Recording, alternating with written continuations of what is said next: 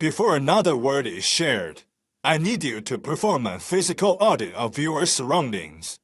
Do not do this as a mental exercise or a vague metaphor. Actually turn your head and survey the room.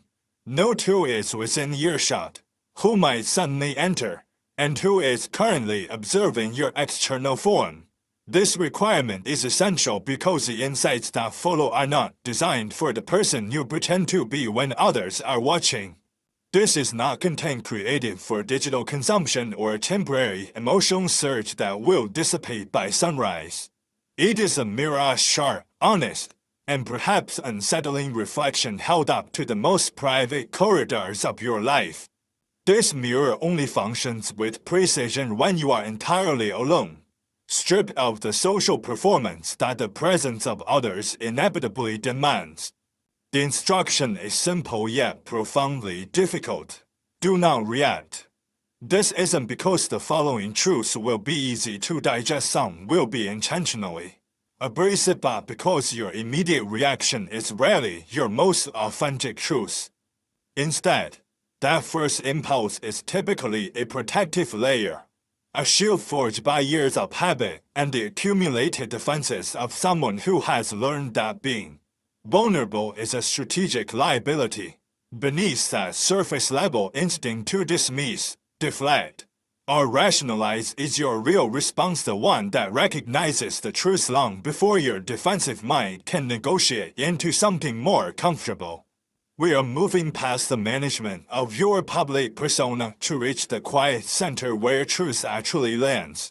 For too long, you have been reacting to the world, to the careless words of others, to the deafening silence of disappointments, and to the injustices you absorbed because addressing them felt more expensive than swallowing them.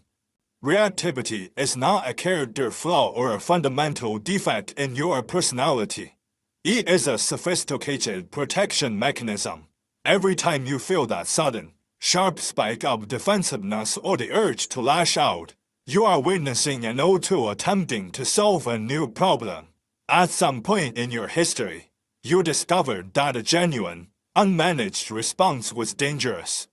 You learned that showing your true depths produced outcomes that were more painful than simply maintaining a controlled surface. At that specific developmental stage, in that specific environment, your reactivity was the correct tool. It was a survival strategy that worked. The tragedy of the chosen journey is that many remain tethered to these outdated shields long after the danger has passed. You are applying a protection designed for a past environment to a present reality that demands something entirely different. When you operate from a place of chronic reactivity, you are essentially living from the surface rather than the depths.